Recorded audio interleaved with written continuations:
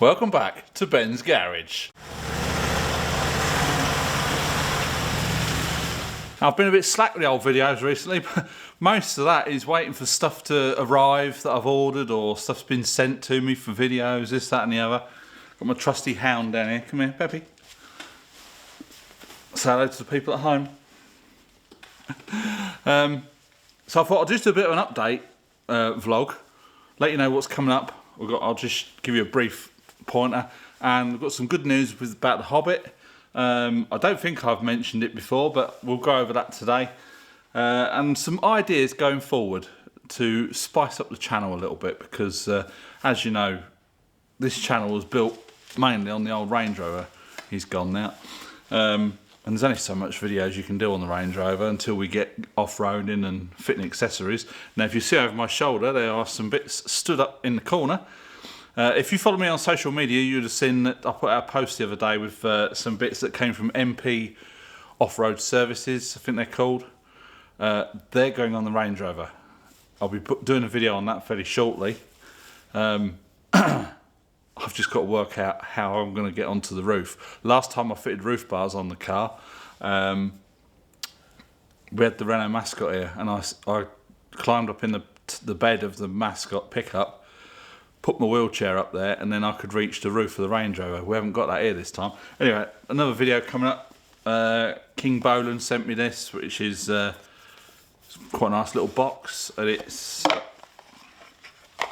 quite a nice little case as well. This is a OBD scan tool. Now I've had a few of these sent to me in the past. Never come in a nice pouch like that, so it might be a keeper to have chucked in your glove box if it's any good. That video will be coming along shortly. I'll have to scan the QR code, get the old software on my phone, and we'll give that a test on the old Range Rover. Something else coming up. I'll just quickly show you. My dad's brought his car the other day. He keeps getting advised on his control technique for the flexible brake hoses worn out. So we tried changing them, but the metal brake pipe was seized on the union. One moment. Now where was I? Yeah, my dad's. I couldn't. The union was seized on the BMW 1 Series. Their metal brake lines, rubber coated. I couldn't undo it, and I didn't have any brake pipe.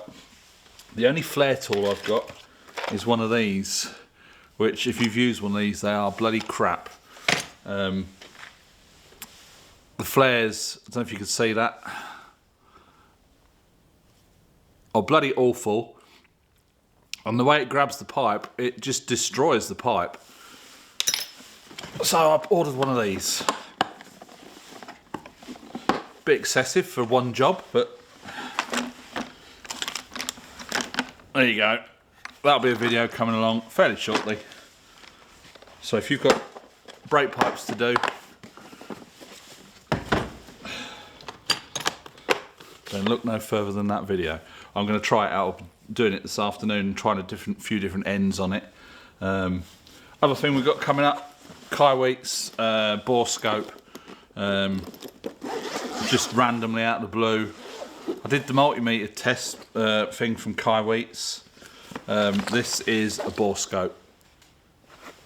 So, seems pretty good. Now I've got a bore scope, but you have to connect your phone up to it and have all bloody apps and stuff on your phone. This one's all in the thing. Yeah, roll the brake pipe bending tool. It's got 3 different sizes. So yeah, Dad's got his car for CT today. They're going for their all-you-can-eat Chinese buffet, and then I'll probably hear from him later on. They might have just advised on it again, which means he can bring the car here at any time and we can do it. We've got the flexi hoses, we've got some brake fluid, I've got some copper pipe. I'm going to have to use his ends, which is alright because I can get the old ends off. They're not damaged, they're just stuck to the metal pipe. Anyway, that's it for upcoming videos. Now I've had some ideas. You'll have to give me a bit of feedback on this and see what you think. Sat at the bench here, Bit of a Jack Hargreaves vibe, if you can go back that far. Some of you younger folks won't have a bloody clue who I'm talking about, but just do a YouTube search for Jack Hargreaves. We'll call it the Garage Chronicles. This is my idea. So every episode we'll come to the bench, and in this box will be some clues as to what the story I'm telling will be. There'll be 10, 12-minute videos. I'll do a few on just subjects. Basically, I'm just going to tell stories of things that have happened to me in my life, more as a record for in case I get dementia, and those stories are still out there. If there's anything you want me to talk about, just drop it in the comments below. All input is greatly appreciated. So yeah, we'll come to this box every episode of the Garage Chronicles. We'll have a look inside. At the minute there's nothing. I've just painted some oil on this, some linseed oil. This was Tina's granddad's box that he had his tools in, and I thought that would make a really good prop. So we'll have that on the bench. I've got my little YouTube light and my little YouTube play button. We'll have a nice little ambience. Yeah, so that's just an idea that I've got. It's just some short 10-minute videos going over some different subjects, and then if there's anything that you want me to talk about, say drop it in the comments below. And then now on to the Hobbit. I don't know if I've actually mentioned this. If we go back, she obviously had the cancer, she had the chemo, she had surgery, she had radiotherapy. It was all looking good. Within 8 months the cancer was back, and quite a sizable tumour, and it's like, fucking hell, how long have we got left, sort of thing. So there was talk of going back on chemo, but then the doctor said it didn't work the first time. The cancer she's got is so aggressive, it's just the chemo didn't really shrink it in the first place. It only it went from 7.5 centimetres to 6.5 centimetres, whereas they was expecting it to totally disappear on chemo. It didn't. Anyway, they removed it. They removed some lymph nodes. 8 months after radiotherapy, she goes in, and then it's back. More lymph nodes have been infected with the cancer. They decide that chemotherapy isn't going to work because the cancer was so aggressive, as I said. They try her on this new drug. So she's been on this drug for, did she say a year? Just before Christmas, she had Christmas Eve actually, she went and had a rendezvous with the cancer specialist at the hospital. And she had all the scans and everything previous to that. And they call it NEAD, which is no evidence of active disease. So the drugs that she's on have actually done the job. They've shrunk the tumour, they've cleared the infected lymph nodes. She is obviously having some side effects. She's very, very tired, lost a shitload of weight, but she eats as much as me. I think I might start taking some of her drugs. But this drug that she's on, it's €3,000 a month. Luckily, we don't pay for that. When you've got a cancer diagnosis here in France, it's 100% free. So any treatment you get, even if you've obviously got to be in the system, but if you're earning money, and you'll get 70% of your healthcare paid anyway by the government, and then you make up the rest with a top-up insurance. Well, we're low income. Obviously, me being disabled out of work, her being out of work because of the treatment. We're low income. We get 100% free anyway. But if you're working and you've got a top-up insurance, cancer treatment becomes 100% free. So although it's just that one lot of pills, is $3,000 a month.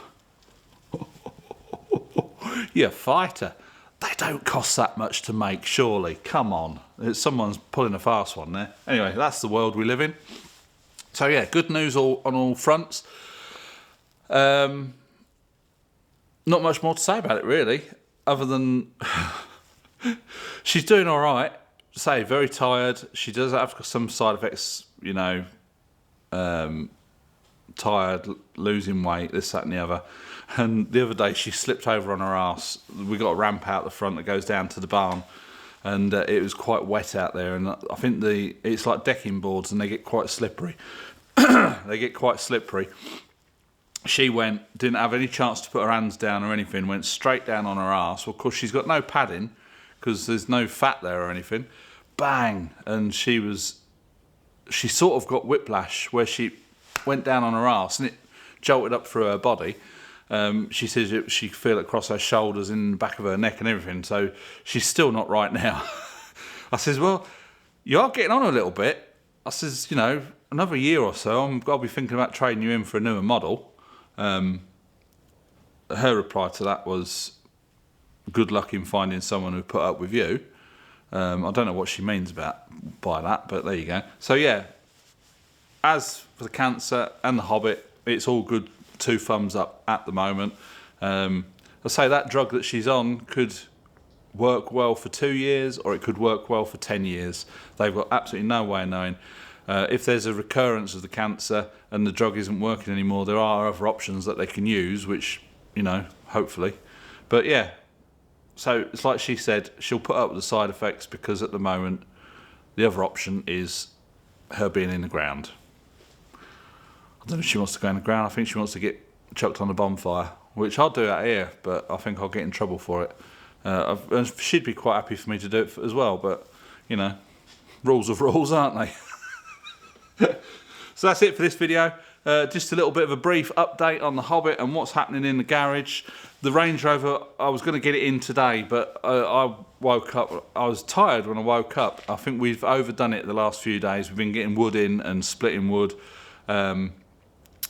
So tomorrow morning, the Range Rover's coming in, we're putting the off-road wheels and tyres back on. The General Grabber AT3s. Only reason, because we're using the car a lot in the field, it's got quite wet, and trying to reverse the trailer up the hill to the house to unload it, with those road tyres, it's just, I had to put it in bloody mud and ruts the other day. It did get up there. You can feel it all doing its business. But yeah, so we're going to put the tyres on tomorrow, and hopefully we'll have less chance of getting stuck. One thing that lets the Range Rover down is road tyres. So yeah. Anyway, we'll catch you in the next video. Bye for now.